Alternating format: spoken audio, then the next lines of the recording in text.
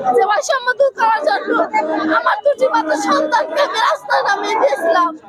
আজও কেন আমি রাস্তায়? আমি নিজে আমার গায়ে দুইটা রাবার বুলেট পরে সানগ্রেনেড পরে আমরা আজকে 21 দিন পর্যন্ত এই প্রেস ক্লাবে অবস্থান করতেছি আমাদের ন্যায্য অধিকার আদায়ের জন্য।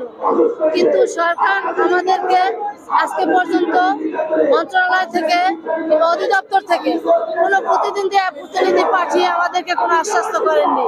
তাই আমরা আন্দোলনে ভাঙছি না, কারণ আমরা আমাদের ন্যায্য অধিকার যদি ফিরে না পাই, যদি আমাদেরকে লিখিত প্রজ্ঞাপন না দেওয়া হয়, আমাদের আন্দোলন আরো বেগবান থেকে বেগবান হবে। কারণ আমরা এই 24 জুলাই যে আন্দোলন করেছিলাম সেটা করেছিলাম বাংলাদেশকে বৈষম্য মুক্ত করার জন্য। আমরা সেই বৈষম্যের শিকার এখনো কেন?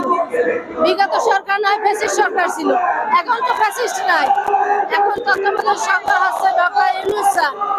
তার শাসন আমলে তিনি রাষ্ট্র পরিচালনা করছেন, কিন্তু কেন আমরা এখন বৈষম্য শিকার? যদি স্বতন্ত্র বিধায়কে জাতীয়করণের ঘোষণা না দেন, তাহলে 2000 শহীদের রক্তের সাথে বেইমানি করা হবে। এখনো যারা আহত আছেন, আমার পরিবারে আমার সন্তান স্বামী, আমাদের রক্তের সাথে বেইমানি করা হবে। যে আন্দোলনে যে বৈষম্য দূর করার জন্য আমার দুটি মাত্র সন্তানকে আমি রাস্তায় নামিয়ে দিয়েছিলাম। আজও কেন আমি রাস্তায়? আজও কেন আমরা এই বৈষম্যের শিকার? আমার জাতির কাছে প্রশ্ন, এই মাদ্রাসা শিক্ষকেরা কেন এই বৈষম্যের ভিতরে থাকবে? যেখানে 26,000 প্রাইমারি জাতীয়করণ করা হয়, 8,000 মাদ্রাসার মাত্র 50,000 শিক্ষক কেন বিনা বেতনে কাজ করবে? এখানে 95% মানুষ মুসলমান, সেখানে ইসলাম শিক্ষাকে ধ্বংস করার পায় তারা কেন? আমরা এটা মানতে পারি না।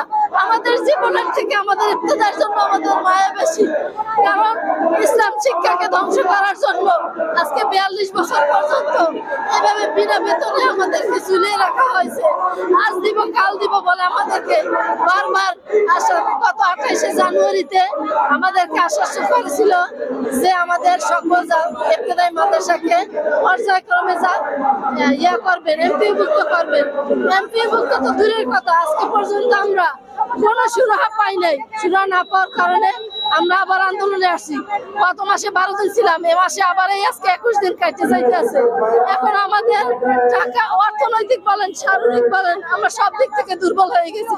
কারণ আমার শতাধিক শিক্ষক আহত, আমি নিজে আমার গায়ে দুইটা রাবার বুলেট পরে সানগ্রেনেড পরে আমার এই বোনের পায়ে পরে একজন শিক্ষকের মাথায় আঘাত করে, এবং আপনারা জানেন যে 2 জন সাংবাদিকও আহত হয়েছে।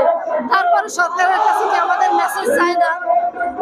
আজও কেন আমরা মাননীয় প্রধান উপদেষ্টা, উনি একজন শিক্ষক, কি করে এখনো শিক্ষকদেরকে পাশে না দাঁড়িয়ে আমাদেরকে এই বৈষম্যের ভিতরে রেখে দিয়েছেন? মাননীয় প্রধান উপদেষ্টা ও শিক্ষা উপদেষ্টা সিআর আবরার স্যারের কাছে আমাদের সকল স্বতন্ত্র ইফতেদায়ী মাদ্রাসার শিক্ষকের পক্ষ থেকে একটাই দাবি, স্বতন্ত্র ইফতেদায়ী মাদ্রাসাকে জাতীয়করণ করুন, বাংলাদেশকে বৈষম্য মুক্ত করুন, না হলে এই 2000 শহীদের রক্তের সাথে বেইমানি করা হবে। আমরা জুলাই সরকারের কাছ থেকে এই মাদ্রাসাকে জাতীয়করণের ঘোষণা নিতে চাই, অন্য কারো কাছে আমরা আশা করি।